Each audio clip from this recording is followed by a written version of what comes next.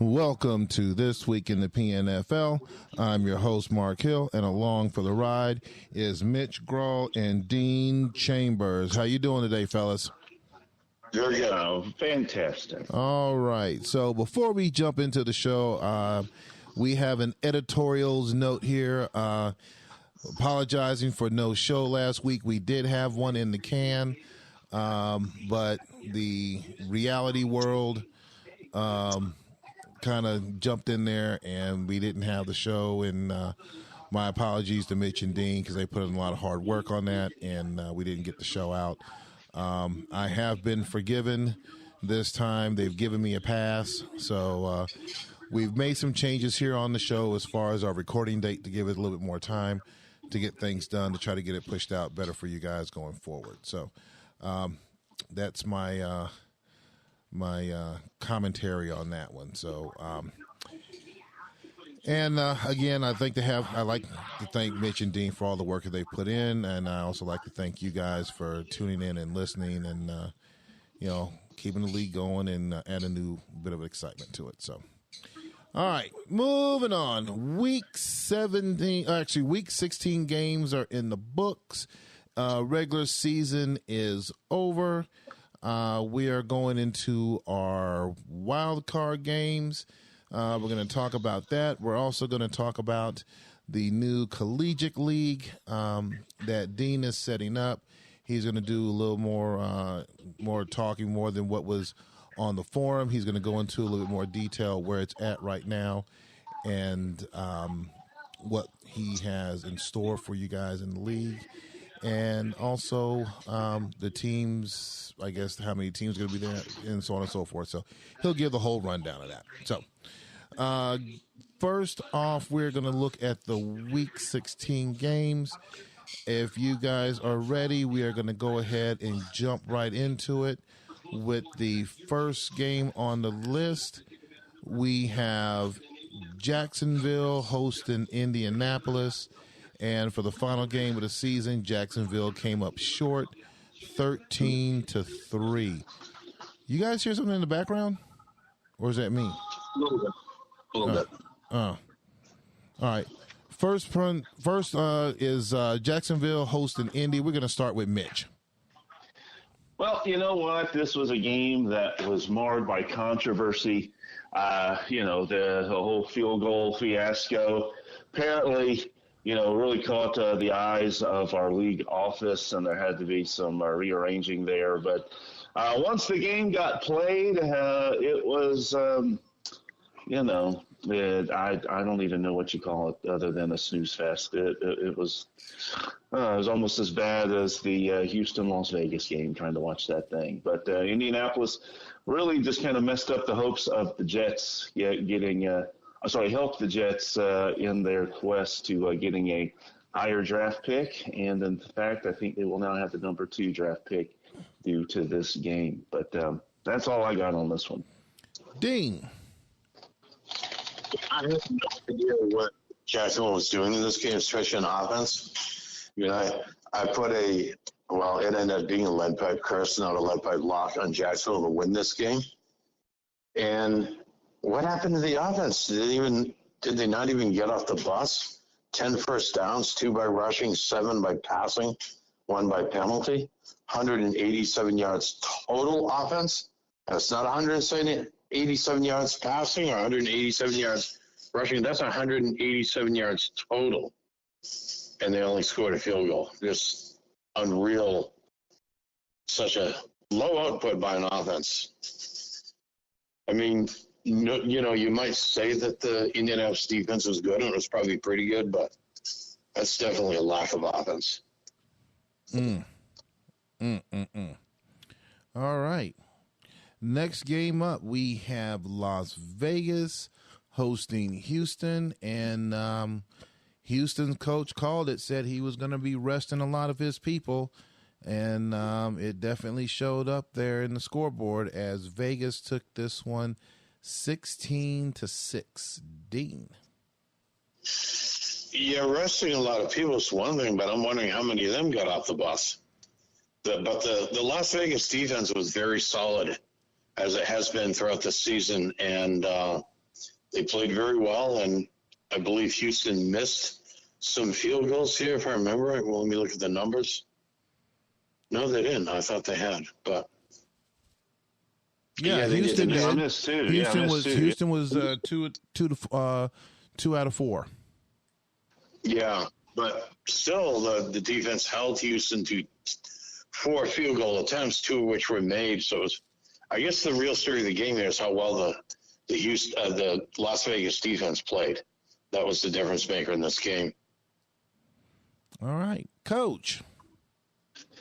Yeah, well, the 98ers, they're, couldn't quite get the ball into the end zone this game. They were close, but couldn't quite get it over the hump. But, the 99s will be back on the field next week, and so I think we'll be fine.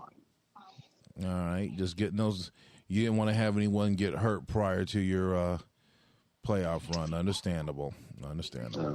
No, and even then, 2 stinking field goals and a touchdown called back, and it's a different game. But still, we're ready for the playoffs. All right.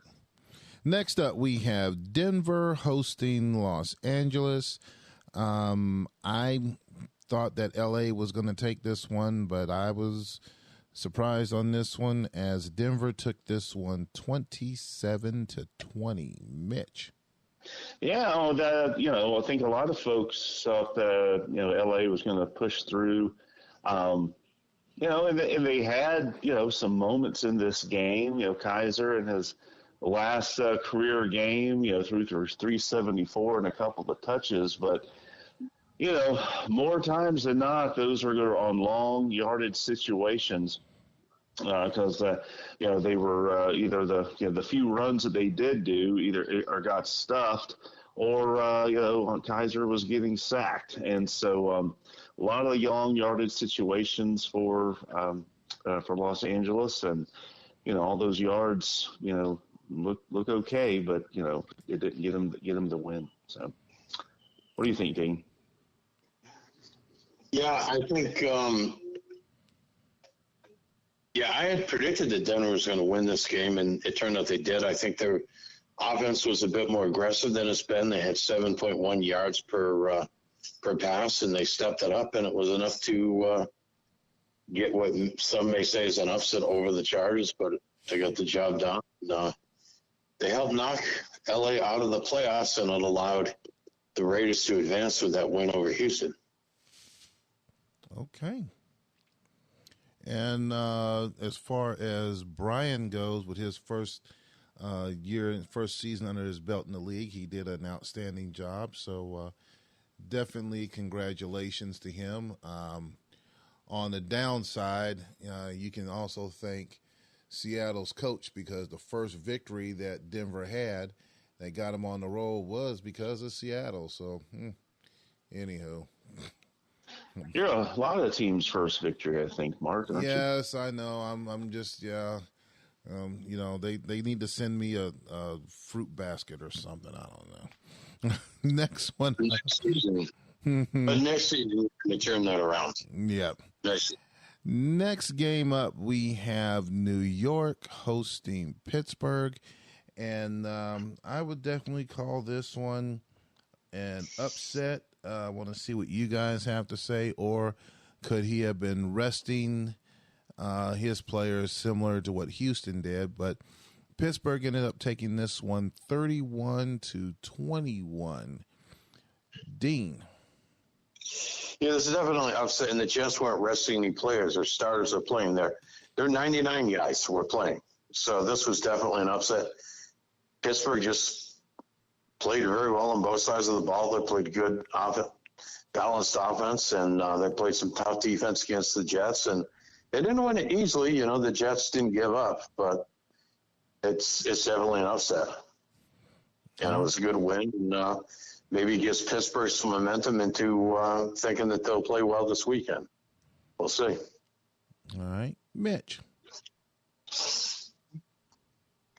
Well, the Jets do what the Jets do when they've got everything locked up in the final week of the season, and that's not really put a lot of time into prep. I mean, early on they did kind of jump out on Pittsburgh, but then second half, Pittsburgh was able to kind of take things over and pull away and get the victory. So fine season for both teams, and both teams deservedly in the playoffs. So we'll see what happens in the coming weeks for both of them. Okay. The next game that we have on our list as we run through these, next one up, we have Atlanta hosting Philly, and I was thinking that Atlanta was going to take this one. I figured it would be a close game, but it was not meant to be, as Philly took this one 24-7. Mitch. Well, this was an interesting game. Hendon Hooker, looked like a $5 prostitute in this game here. 49% for 132. Got a pick. I had a pick on him, and the Eagles. Surprisingly, I got the ball down the field, averaging 7.1 yards per catch and 364 yards total passing. Probably the best thing Philadelphia did was have Trubisky played majority of this game based on the stat line. But, interesting game. I was thinking Atlanta was going to be stronger as well. I thought they were going to win. But Philadelphia, it's like 2 or 3 times a year they decide to play football, and this was one of the weeks looks like they decided to play. So what do you think, Dean? I'm not really surprised with what happened. It was, I guess, about as expected. I can't confirm and deny the rumor that the coaching staff was spending more time scouting the draft pool than putting a game plan together for this game. But it was the end of the season when we were glad to finish the season and start focus on regrouping and rebuilding for next season, which is what you always have to do after certainly a 5-11 season, but any season when you don't make the playoffs. All right. Next game, we have San Francisco hosting the New York Giants, and Frisco finished up strong, taking this one 38-6. Dean. Well, this is just the opposite. This was a game between two teams that could actually make the postseason, and as I understood it, if the Giants had won this game, they would have gotten in on tiebreakers or who knows what. But the 49ers, Charlie's 49ers left no doubt. They closed the door. They slammed it pretty hard. They had 446 yards of offense, some pretty good balance on offense overall. And they won this game 38-6. It wasn't even close. And it was never in doubt and through the whole game. I mean, early on, I think it was like, what was it, like 31-0 or something? Or yeah, it was. It was ugly. Yeah. Yeah. Just piggybacking on that. I mean, it was. All facets of the game. San Francisco just dominated this, and I was. I was thinking that Giants would be able to come through, if nothing else, make this a super competitive game. But I mean, my goodness, they couldn't stop the pass, they couldn't stop the run, they got sacked 7 times. It was just, it was ugly. But congrats to Charlie for making the playoffs and going on another run. All right. We have Washington next, hosting Chicago, and Washington fell short on this one. Another lopsided game here, as Chicago took this one 26-9. Mitch. Yeah, this one here, not as much hanging on it after the Minnesota win that we watched live on Friday Night Lights. But obviously Chicago did not know that when they were putting this together. So Chicago definitely came out ready to play. Washington was sitting starters. Rosen started this game. Big game for Clyde Edwards-Helaire. The former Falcon was able to run for 43 yards at 4.8 a pop and 2 TDs. So a nice, strong game for him as he led the team in rushing as well as touchdowns to really kind of solidify themselves for that second spot in the NFC. All right. Dean. Are we grading on the curve here when running 43 yards is considered a big game? Well, one player of the game. Yeah. I mean, goodness great. Player of the game, 4.8 yards a pop, 2 TDs. I don't know. That just doesn't sound like a whole lot. But anyway, Washington was just flat in this game. They seemed uninspired. They didn't. I don't know. I have to wonder this practice of sitting out this. I understand why people do it, but this practice of sitting out the starters. I mean, I'm not sure that is done as much. Maybe it is in real football, but I know there was the big controversy with the whole field goal situation with the Indianapolis-Jacksonville game was the idea that some teams tanking or doing things that were considered tanking. I mean, just because of sitting the starters and kind of, well, we're already in the playoffs, so we don't really need this Week 16 game. Isn't that kind of a form of tanking in a sense, too? I don't know. It just seems that way to me. But I don't know. It's one thing to not put a whole lot of effort into it, and some teams do that either because they don't need the Week 16 win or they're clearly out of contention anyway. But I don't know. It's just interesting thing to think about. Well, that they, when we get to our third segment, both of the teams are in the playoffs. So, it could be one of these things where one team just said, I know I'm already going to be in, or the odds are good. And they just kind of said, don't put that much of an effort in. So I don't know, maybe just play the odds, but we'll talk about that in the third segment. So next game. Well, I would say this, Yep. if there was a way to have an RM for the first half and an RM for the second half, that would probably change some teams' perspective and what they do on those types of games. Yeah, that's true. Yeah, the backups are losing the game. We better put the starters back into the second half. Yep. Maybe. All right, next game up, we have New England hosting Minnesota. And, I was thinking that Mox will put up a good fight, but came just a tad short as Minnesota took this one 31-22. Mitch. Oh, man, the Minnesota clinches the number 1 overall seed in the NFC. Great season for them. New England, they did not just bow out. They gave them a fight. Luckily, Minnesota, they had another one of those former Falcon running backs, Benny Snell Jr. Wow.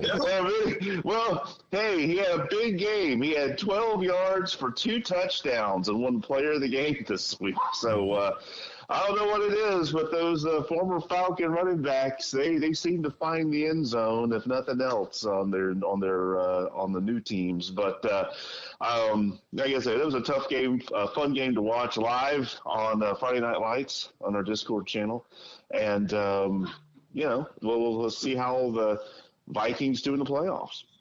All right, Dean. Yeah. Hell, I don't know. Okay. This was a good game to watch in Discord, and Moss,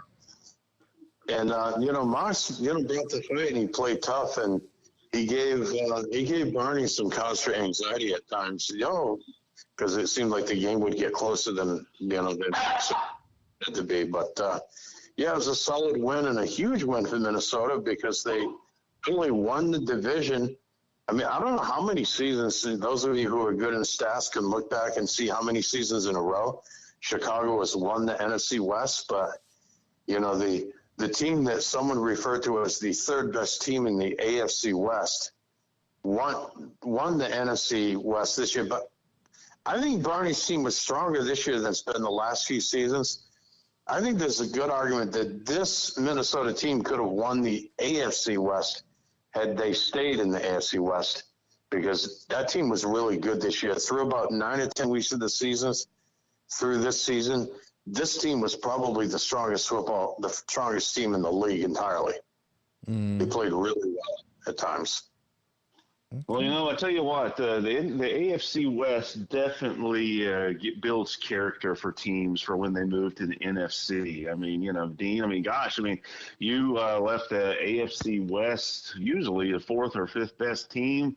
You get to the Super Bowl, played an AFC West team in the Super Bowl, and now Barney leaves, typically our second or third place team goes over, gets number one seed in the NFC. I tell you what, if you want to get toughened up, you come play in the AFC West, it looks like. So, yeah, rough competition over there. So, all right, as we come up to the last game of the regular season, I think we would dub this one the Sacco Bowl, and it was between Green Bay and Seattle. Definitely number one picks were on the line. It was one of those things where you could either toss it in and take that number one pick, or put up a fight and playing for pride. And in this one, you could say Seattle was definitely playing for pride as they went against Green Bay, and Seattle took this one 21-17. Dean. Well, that's all that Green Bay was playing for, too, and Green Bay was trying to win, even with the possibility of the first overall pick in the draft on the line. Green Bay was actually trying to win. Green Bay did not tank, didn't even show any hint of tanking. It was clear that Shuggy really wanted to win this game, but his team fell just barely short. I think both of the teams wanted to avoid getting that Sacco Bowl trophy, but unfortunately one of them had to get it. And Seattle won this game and allows Green Bay to add that piece of hardware to their case. All right. Mitch. Yeah, Seattle played very well.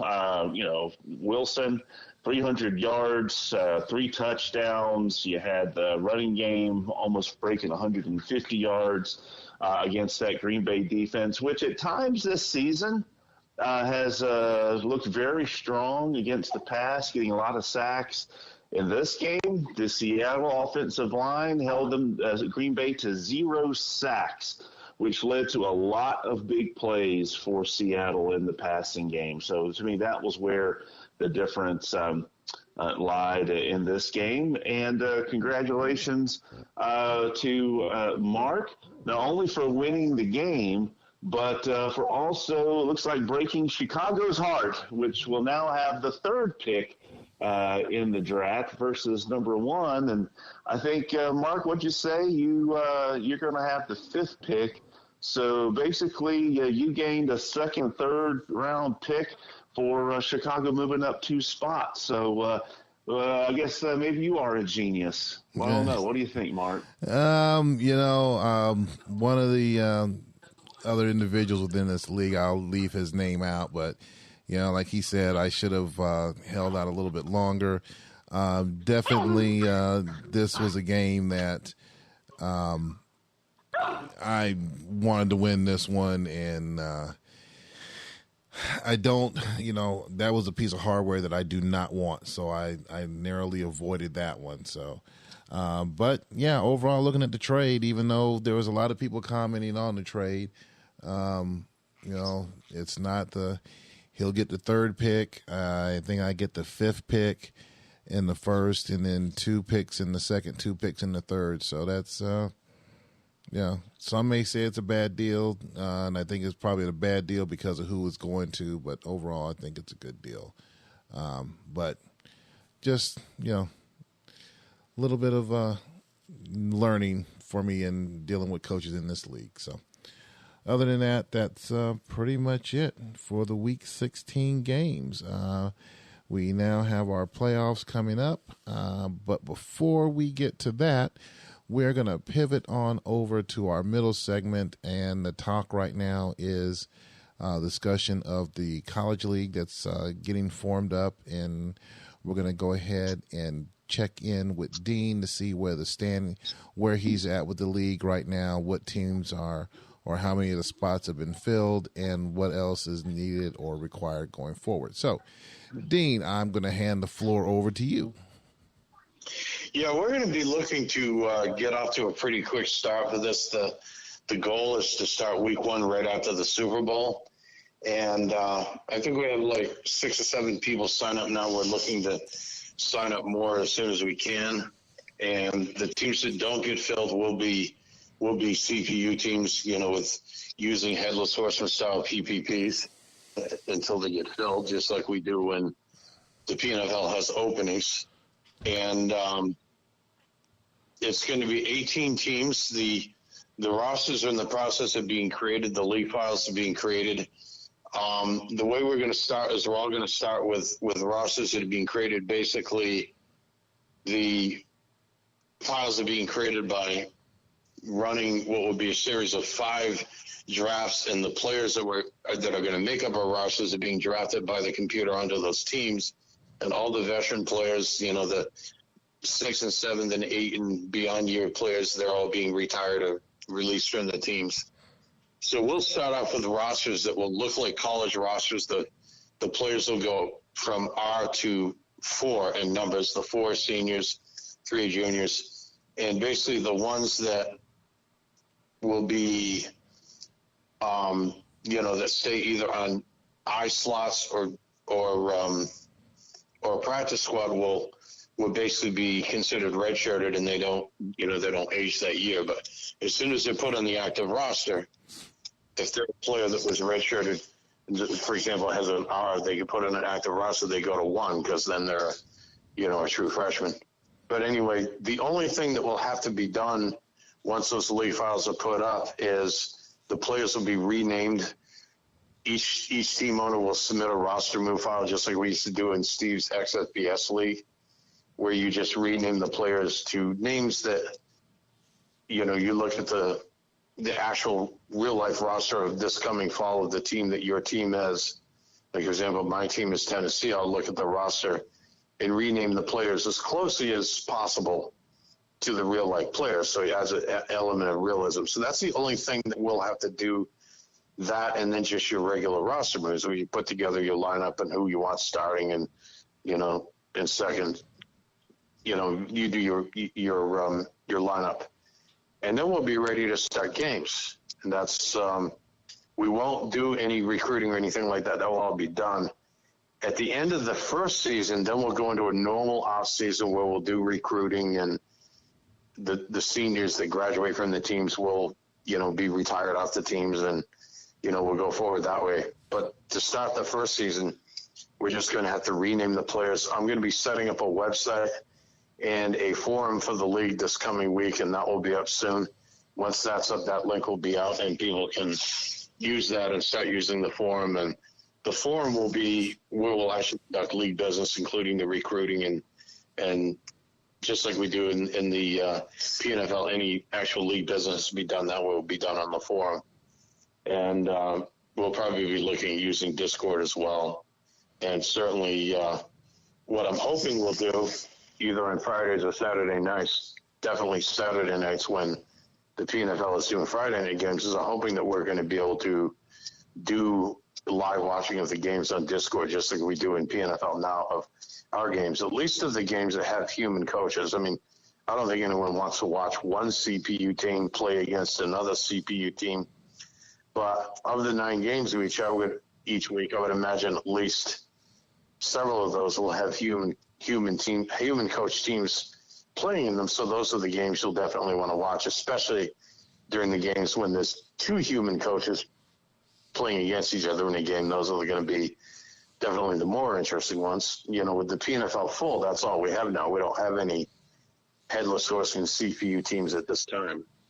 And I'm hoping as we recruit more people that the ECFL will get closer to being filled too. But the number we have, whatever we start with, that's what we'll start with. I mean, at one point, Steve was sustaining the XFBS with like 6 or 7 coaches out of, it was a 30-team league. So I think at least we're going to have fewer CPU teams by having, even if we start off with less than half of the 18 teams filled, it will at least we'll get started that way, and then we'll just keep gradually filling more teams.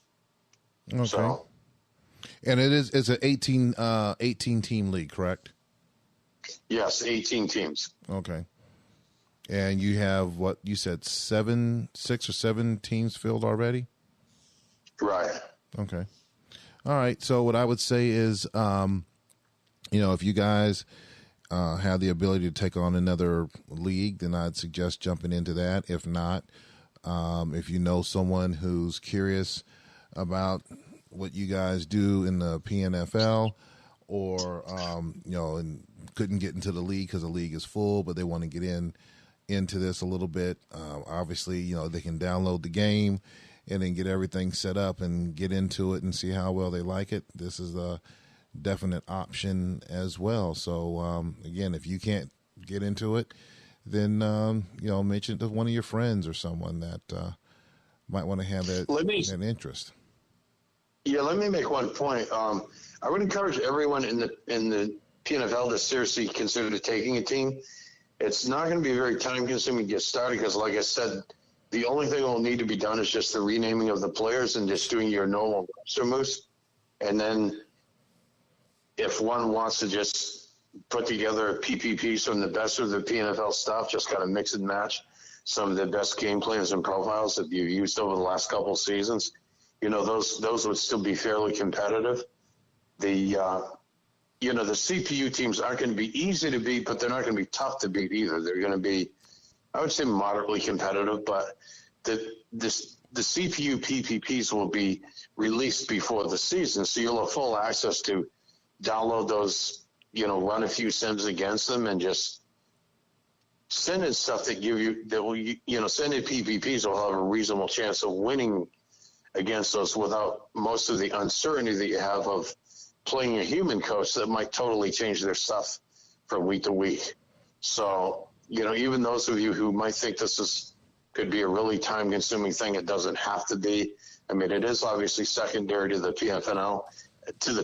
We're all here primarily for the PNFL, but this will be a fun addition. It will run mostly during the off season of the PNFL.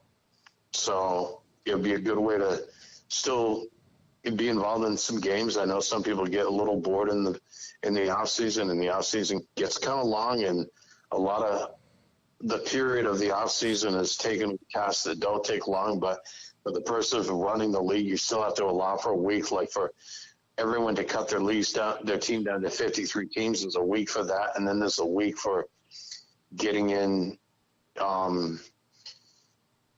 the different steps that are done in the off season. Some of those things take a week, but the things that you have to actually do in your team might take 5 or 10 minutes for you to do your own team. So, I understand people work on their game plans and profiles, or they work on designing new plays or whatever, but this can fill some of that off season time as well. So I would urge everyone in the PNFL, certainly everyone in the PNFL who hasn't taken a team in the PCFL yet is welcome to do so, and I encourage everyone to do that because it's going to be a fun league and be a lot of fun, and it will just supplement and add to our experience in the PNFL. All right. Any thoughts you want to add on that one, Mitch, or you're good, or any questions that you'd have from our coach? No, I think Dean hit it. I mean, I'll just say that I'm going to throw my name in there and take on a team. As Dean said, this is definitely kind of the secondary league to the PNFL. So, I'm not going to spend as much time on it, for prep and things during the week as I do for the PNFL. But, it'll be a good opportunity, and I think others could use it as well for, experimenting with a few things. Maybe doing some, change ups in your profile and kind of see how they work against a real opponent. if you will, and maybe take some of those learnings into the primary league, which is obviously the PNFL. So if others are kind of wondering, maybe how they would leverage that, there's an idea for you. That's how I plan on leveraging the time in the PCFL.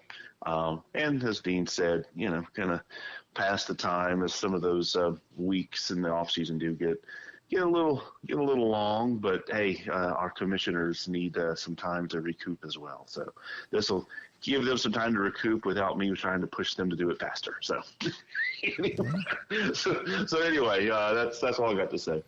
All right. Let me just and that is next week. By the time we do our show next week, the league files will be out, and next week I can say a few things about how the rosters are created and the rating scale, because the ratings will be a little bit lower than PNFL ratings because it is a college league. So to properly simulate college football, the ratings in general are a little bit lower. It wouldn't make sense for them to be exactly cloned, but they're going to be close enough so you can still use your PNFL plays, and the speed ratings on the players are going to be pretty close. So things like time passes and things like that will still work fine.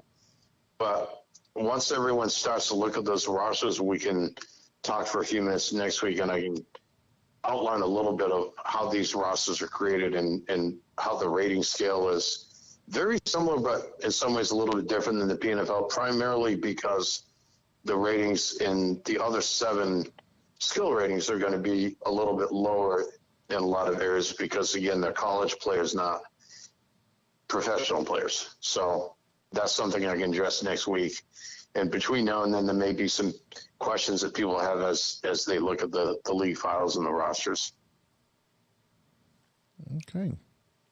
And again, I'll reiterate, as mentioned earlier, definitely want to look at if you know someone, if you can't get involved, but you know someone that may be having some curiosity about this, about what we do, just point them in that direction and have them get involved in that and see what they like it. And if there's a team that opens up in the PNFL, then they can just go ahead and transition over. But it's a good introduction into this game and the format the style that we play our game in, which is different than anything else that's on the line right now. So, all right, we're going to go ahead and move over to our last segment, which is our wild card games, aka Week 17.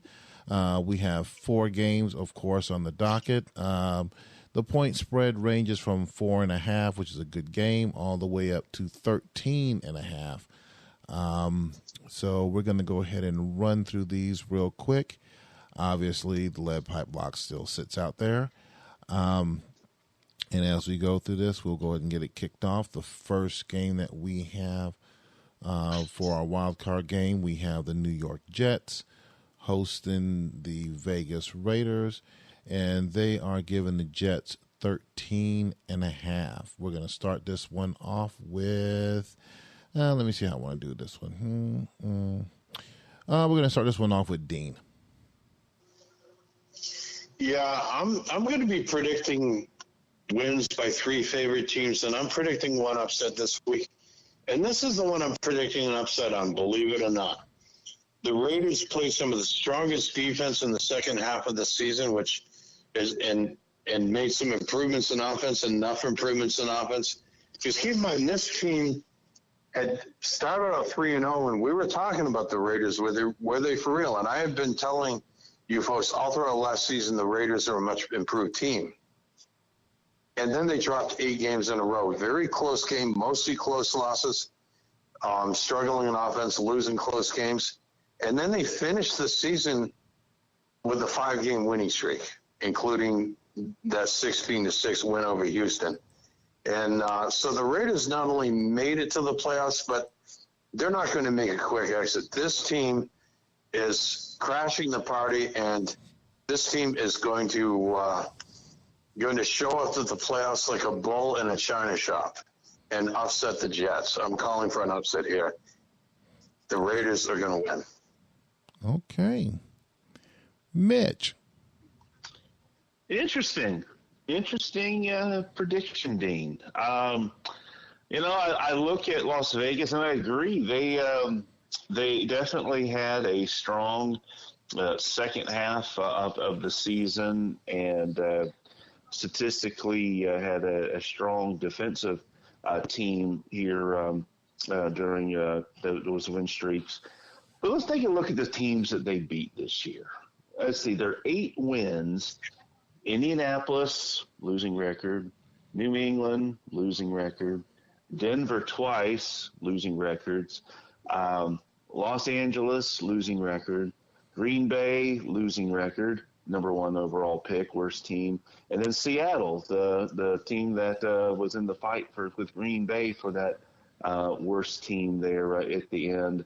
So the only team they beat with a winning record this year were the Houston 98ers in Week 16. So they have definitely beat up on some teams that were not playoff contenders, but they're playing the big dog this week. And I think the big dog, he's going to hunt, and I think he is going to hunt, and it's going to get ugly. I think that spread in the game is, I would say bet over the spread and take the Jets.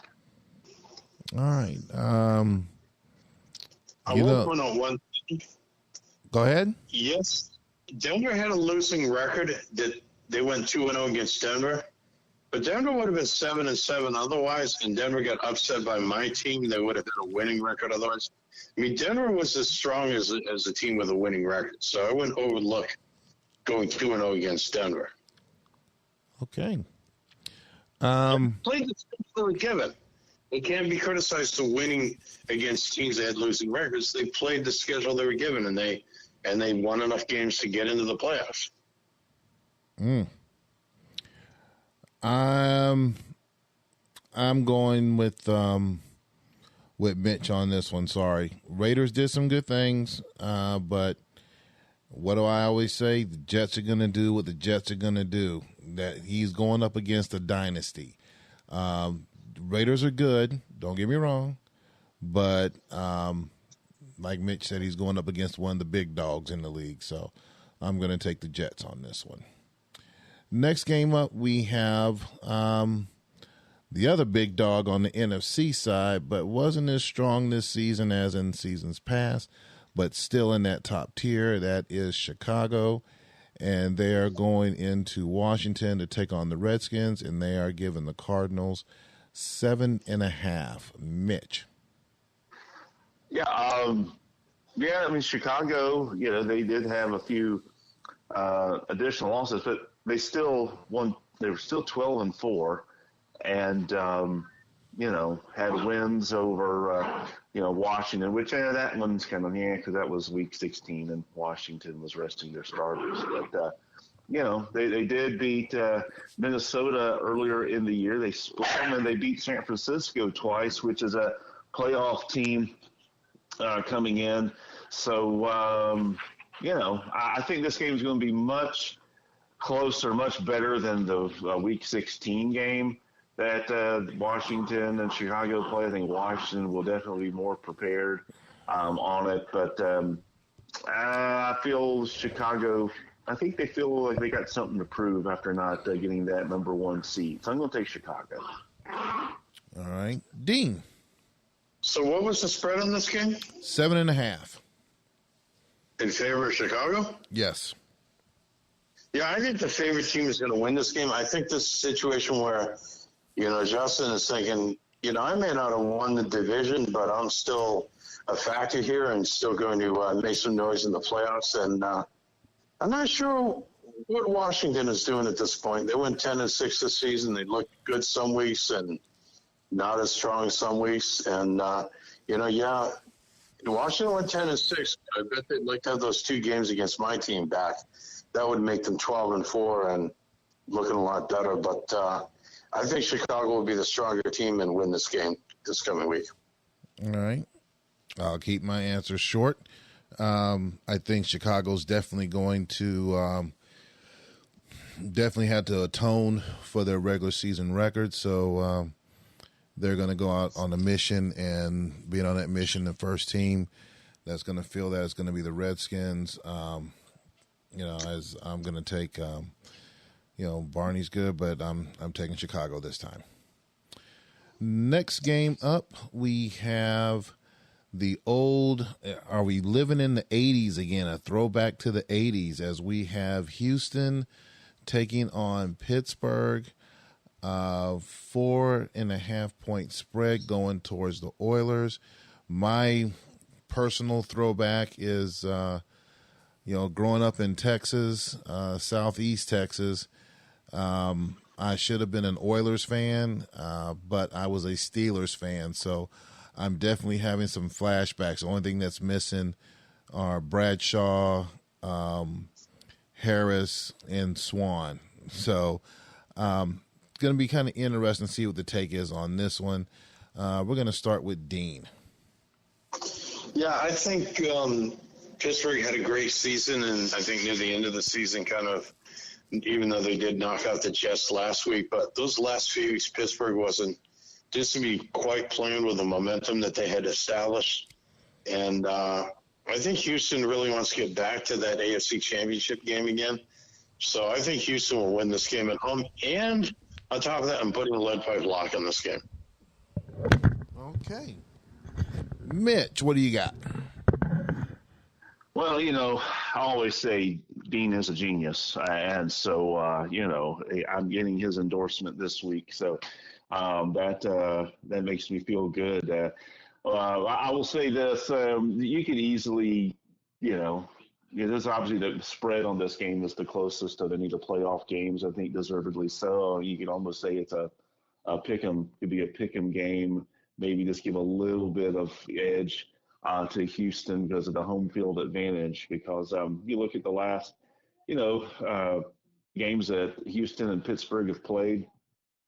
Typically, they've been tough games. They've been, I think we split the last 4 or 5, whatever. I mean, I don't think either team has had a great advantage. I think each team's had a blowout or two thrown at each other, and we've had other ones that have been very close. So I'll go with Houston with the home field advantage, and and I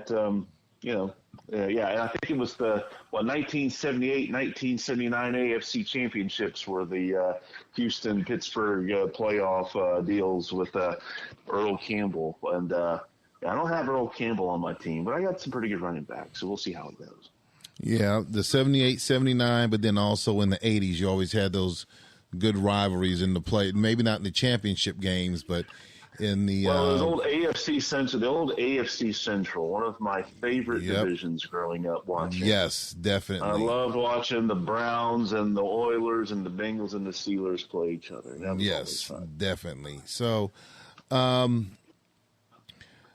truthfully, I could see this one could have been a pick'em game, and I know that throughout the season you had talked quite a bit about how not to take this team lightly. Pittsburgh's the real deal. I think that you plan real well. You're prepped real well for the games. I think that this one is definitely going to be a big prep game for you. With all of that being said, I'm having my junior high nostalgia.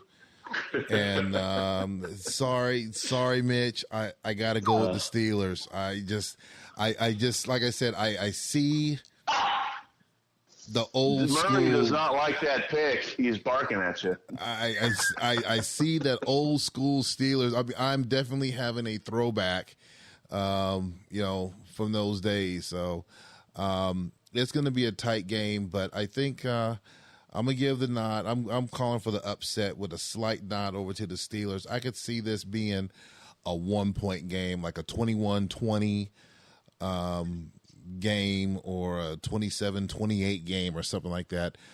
Both teams are that good. So slight nod over to the Steelers this time. Call it it's a nostalgia pick. Last game that we have